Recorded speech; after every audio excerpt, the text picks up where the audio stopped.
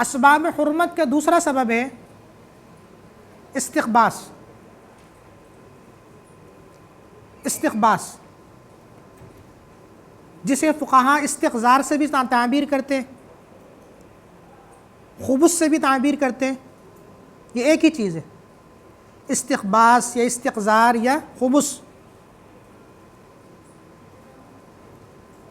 قرآن کریم کی ایک آیت سے یہ سبب حرمت، اس سبب حرمت کا پتہ چلتا ہے. یعنی اس سبب حرمت کا جو معیار ہے اور اس کے پیچھے جو وجہ ہے وہ قرآن کریم کی ایک آیت ہے.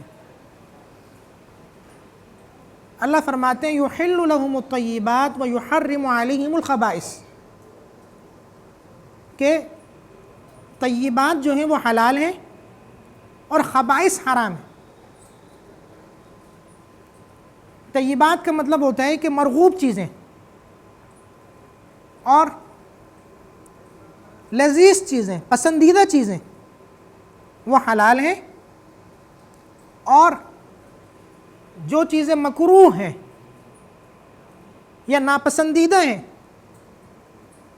یا جن چیزوں سے ایک سلیم الطبع جو فرد ہے اس کی طبیعت گن کھاتی ہے، وہ چیز حرام ہے.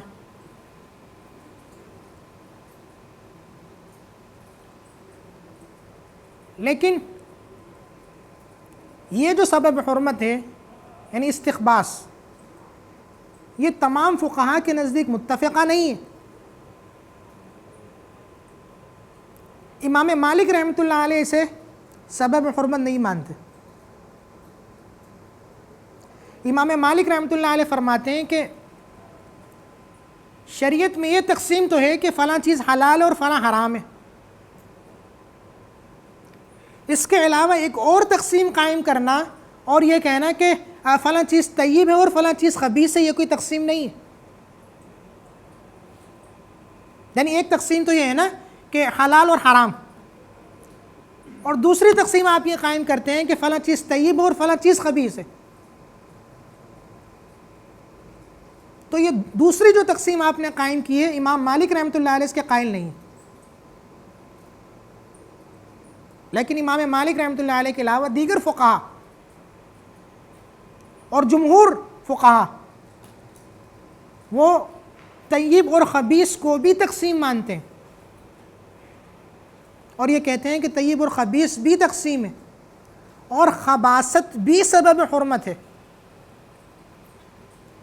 یعنی اگر کسی چیز کے اندر کوئی بھی سبب حرمت نہ ہو اور صرف خباثت سبب حرمت ہو تو خباثت کی وجہ سے ہم یہ کہیں گے کہ یہ چیز حرام ہے، جبکہ امام مالک رحمۃ اللہ علیہ سے حرام نہیں کہیں گے.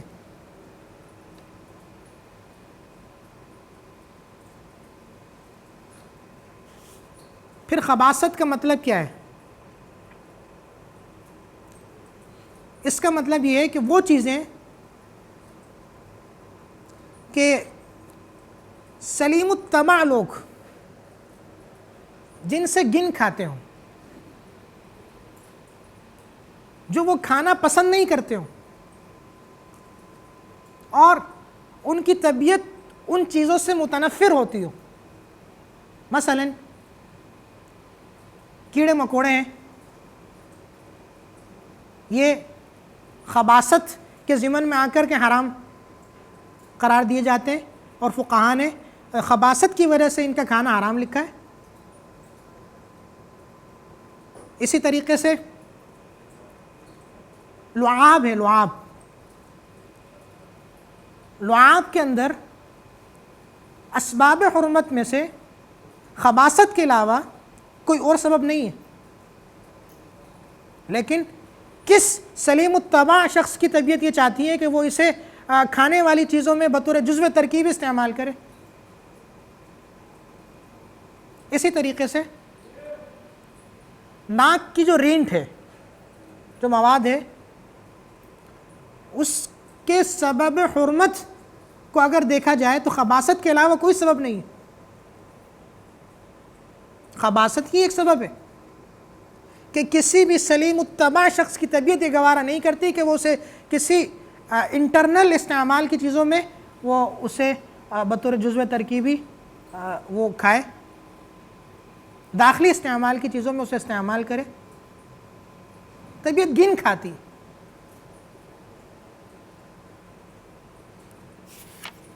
اب سوال یہ پیدا ہوتا ہے کہ وہ کون سی چیزیں ہیں جو خباثت کے دائرے میں آتی ہیں، اور وہ کون سی چیزیں ہیں جو طیبات کے دائرے میں آتی ہیں۔ آپ کا کرائٹیریا کیا ہے، آپ کا معیار کیا ہے، اسٹینڈرڈ کیا ہے کہ فلاں چیز خبیث کے ضمن میں آئے گی اور فلاں چیز طیب کے ضمن میں آئے گی؟ تو فقہا کے عبارات سے 3 باتیں پتہ چلتی ہیں کہ جن چیزوں کے اندر یہ 3 باتیں پائی جائیں گی وہ خبیث کے دائرے میں آئیں گی، اور جن کے اندر یہ 3 باتیں نہیں پائی جائیں گی وہ طیب کہلائیں گی۔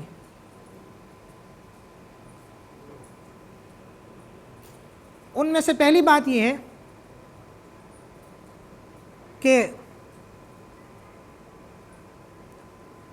ایسی اشیاء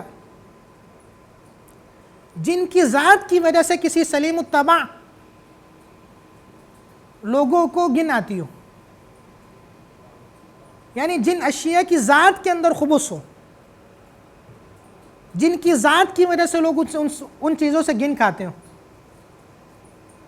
کسی خارجی وجہ سے اس چیز کے اندر خبث نہ آیا ہو، اس کی اپنی ذات کے اندر خبث ہو۔ جیسے کیڑے مکوڑے ہیں، کیڑے مکوڑوں کی ذات کے اندر خبث ہے، اور اگر کوئی کیڑے مکوڑوں کا داخلی استعمال پسند نہیں کرتا اور ان سے گن کھاتا ہے اور ان سے اس کی طبیعت متنفر ہوتی ہے تو کیڑے مکوڑوں کی ذات کی وجہ سے۔ اسی طریقے سے حشرات الارض دیگر جو ہیں انسان یہ پسند نہیں کرتا، اور سلیم الطبع جو لوگ ہیں وہ یہ پسند نہیں کرتے کہ ان کا داخلی استعمال کریں، کھانے پینے کی چیزوں میں استعمال کریں۔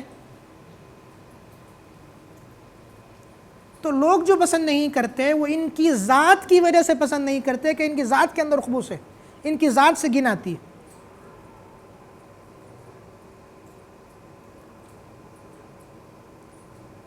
اور اگر کسی چیز کی ذات کے اندر خبث نہ ہو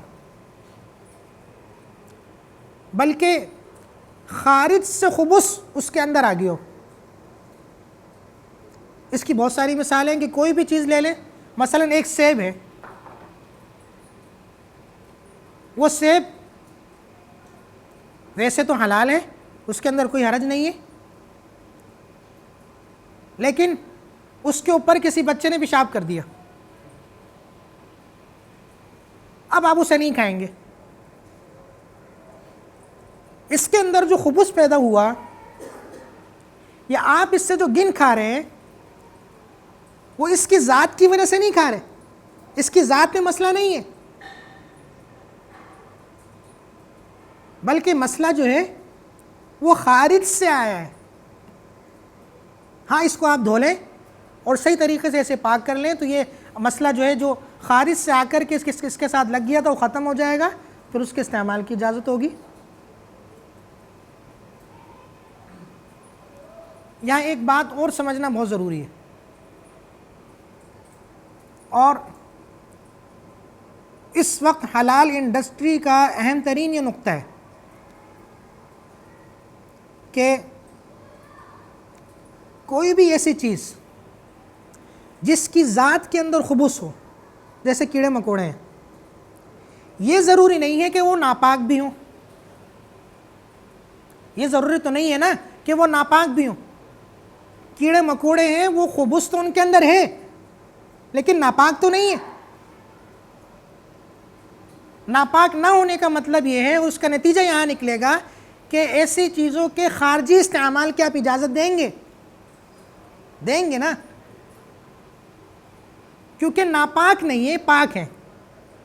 ہاں آپ کھا اس وجہ سے نہیں رہے اور داخلی استعمال اس وجہ سے نہیں کر رہے کہ اس کی ذات کے اندر خبث ہے، لیکن چونکہ پاک ہے لہٰذا خارجی استعمال کی، ایکسٹرنل استعمال کی اجازت ہوگی۔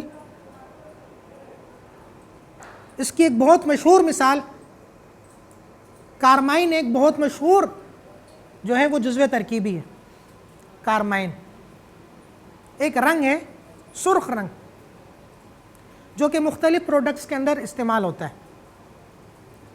یہ لیے جاتے ہیں کوچنیل کیڑے سے.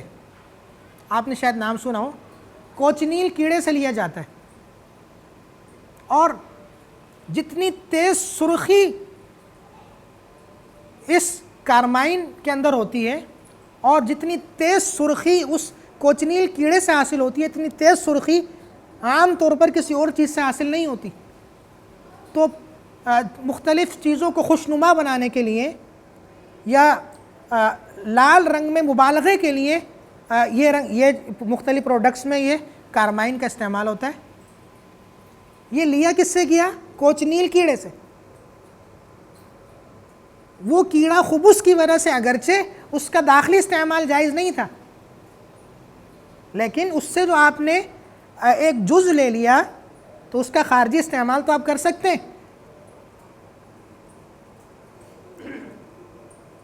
مشہور یہ ایک جزو ترکیبی ہے جس کا ای نمبر E120 مشہور ای نمبر ہے E120، اور کاسمیٹکس کی دنیا میں اس کا ای نمبر ہے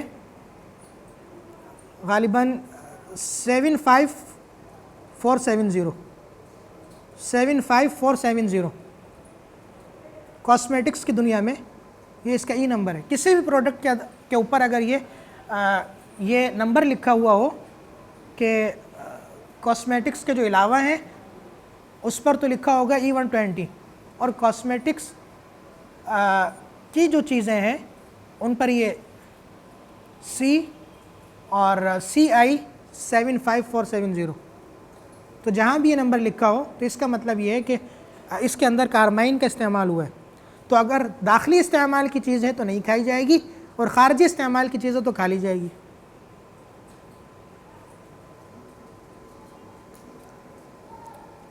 پھر دوسرا ضابطہ، اس بات پر میں گفتگو کر رہا ہوں کہ کون سی چیزیں حرام، کون سی چیزیں طیبات کے ضمن میں آئیں گی اور کون سی چیزیں خبائث کہلائیں گی. تو دوسرا ضابطہ اس کا یہ ہے کہ ایسی اشیاء خبائث کے ضمن میں آئیں گی کہ جن کے داخلی استعمال سے گن آتی ہو، خارجی استعمال کا اعتبار نہیں ہے. جیسا کہ میں نے ابھی آپ کو مثال دی، داخلی استعمال سے گن آتی ہو، خارجی استعمال سے اگر گن آتی ہے تو اس کا کوئی اعتبار نہیں. داخلی استعمال سے گن آئے گی تو وہ خبائث کے ضمن میں آئیں گی، اگر داخلی استعمال سے گن نہیں آئے گی تو وہ خبائث کے ضمن میں بھی داخل نہیں ہوں گی. اور تیسرا ضابطہ یہ ہے کہ، اور راجح قول بھی یہ کہ اس باب میں سلیم الطبع لوگوں کی طبیعت کا اعتبار ہے کہ سلیم الطبع جو افراد ہیں وہ گن کھاتے ہوں. اگر کسی کی طبیعت ہی سلیم نہیں ہے،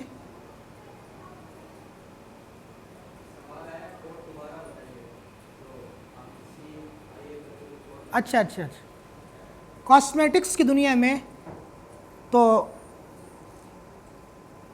اس کا کوڈ ہے CI 75470. اس کے علاوہ جو پروڈکٹ ہیں اس میں کوڈ ہوگا E120. کاسمیٹکس کی پروڈکٹ کے اوپر جو کوڈ لکھا ہوگا وہ الگ ہوگا، اور اس کے علاوہ جو پروڈکٹ ہے ان پر جو کوڈ لکھا ہوگا وہ الگ ہوگا.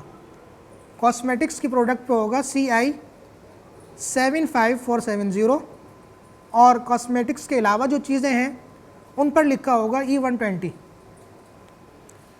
پھر تیسرا ضابطہ میں عرض کر رہا تھا کہ راجح قول کے مطابق سلیم الطبع لوگوں کی طبیعت کا اعتبار ہے کہ سلیم الطبع لوگ اس کے استعمال سے گن کھاتے ہوں.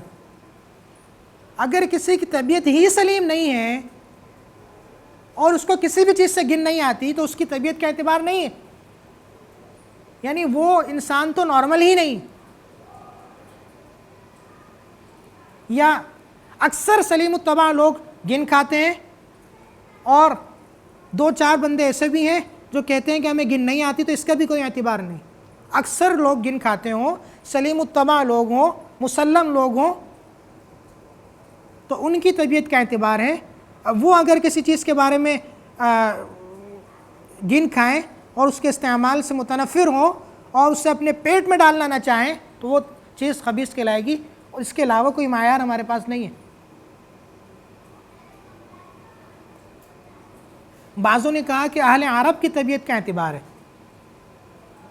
کہ اہل عرب جسے کہیں گے یہ خبیث ہے تو وہ خبیث ہے, اور جسے وہ کہیں گے کہ یہ خبیث نہیں ہے تو وہ خبیث نہیں ہے. قول ہے لیکن راجح نہیں.